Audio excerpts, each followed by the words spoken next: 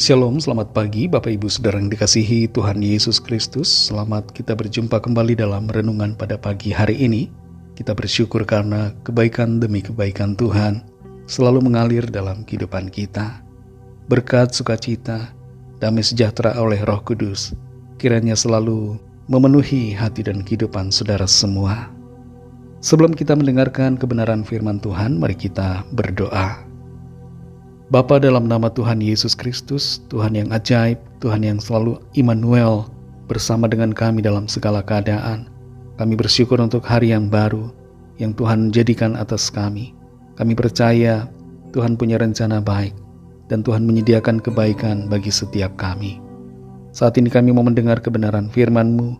Urapilah kami Roh Kudus supaya kami mengerti dan mentaati setiap kehendak-Mu. Dalam nama Tuhan Yesus kami berdoa. Haleluya, amin. Saudara yang dikasihi Tuhan, ayat firman Tuhan saat ini terdapat dalam 1 Korintus 4 ayat yang ke-5. Tertulis demikian. Karena itu janganlah menghakimi sebelum waktunya, yaitu sebelum Tuhan datang. Ia akan menerangi juga apa yang tersembunyi dalam kegelapan, dan ia akan memperlihatkan apa yang direncanakan di dalam hati. Maka tiap-tiap orang akan menerima pujian dari Allah. Saudara yang dikasihi Tuhan, seorang mahasiswa berkata ia tidak suka dengan salah satu mahasiswa yang baru datang dari salah satu daerah. Mahasiswa ini mengatakan bahwa ia dapat menilai seseorang dengan begitu tepat hanya dengan melihat dari wajahnya. Kita seringkali terlalu cepat menilai orang lain, dan kita merasa yakin dengan penilaian kita hanya dengan melihat penampilan luar seseorang.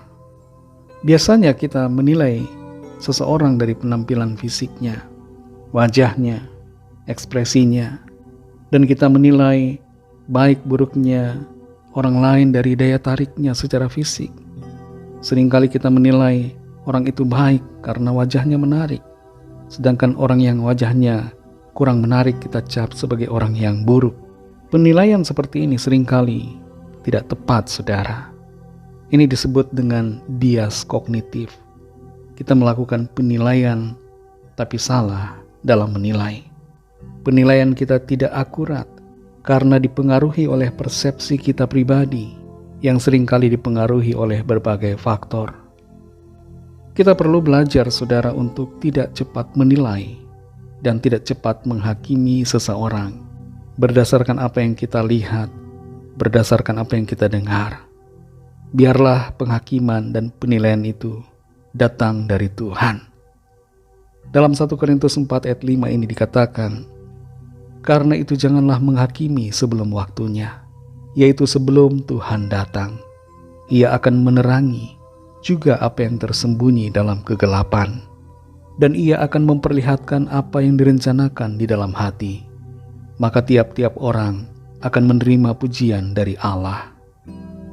Dalam ayat ini, saudara, setiap kita orang percaya diperintahkan untuk tidak menghakimi, tidak menilai orang lain sebelum waktunya, karena hanya Tuhan yang dapat sepenuhnya memahami setiap motivasi dan niat di dalam hati. Dikatakan di sini, janganlah menghakimi sebelum waktunya. Kita tidak boleh terburu-buru, cepat-cepat menghakimi suatu tindakan atau karakter atau penampilan seseorang sebelum kedatangan Tuhan kembali. Terlalu cepat menghakimi dan menilai seringkali membuat kita salah dalam mengambil keputusan dan respon. Penilaian kita itu terbatas dan bisa salah, saudara, dan menjadikan kita tidak benar di hadapan Tuhan. Kita perlu menjaga hati kita dan sikap kita lebih lagi objektif terhadap keadaan. Pada akhirnya, sikap dan perbuatan setiap orang, termasuk kita juga, akan diketahui dan akan disingkapkan bagaimana sebenarnya keadaan kita. Apa yang tersembunyi akan diketahui. Yang disimpan di dalam gelap akan nampak di dalam terang Tuhan. Segala sesuatu akan menjadi jelas pada waktunya. Orang yang hidup benar akan mendapatkan pujian dari Tuhan. Tapi orang yang hidup tidak benar akan mendapatkan penghukuman.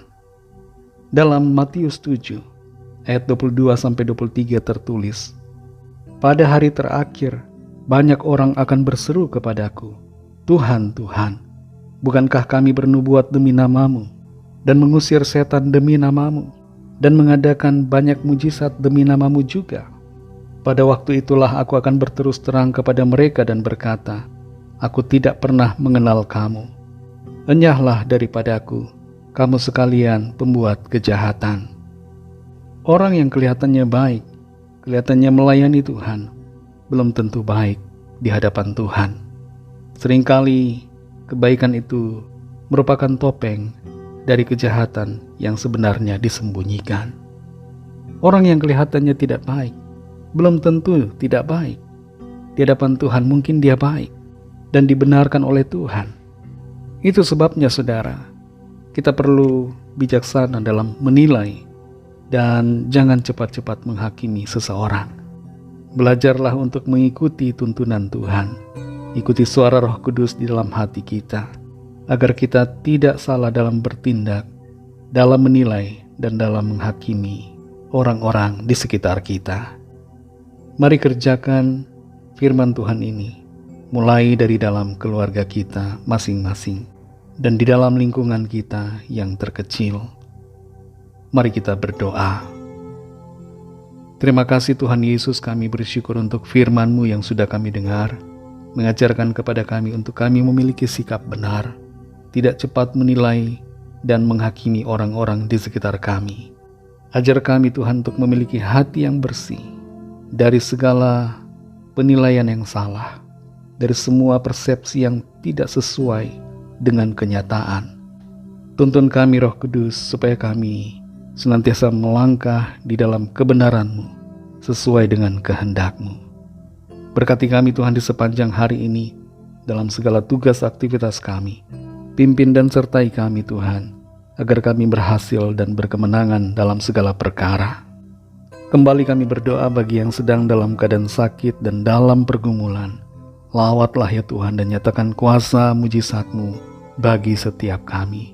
Kami percaya dan syukuri berkat-Mu atas kami. Kami bersyukur atas jawaban doa.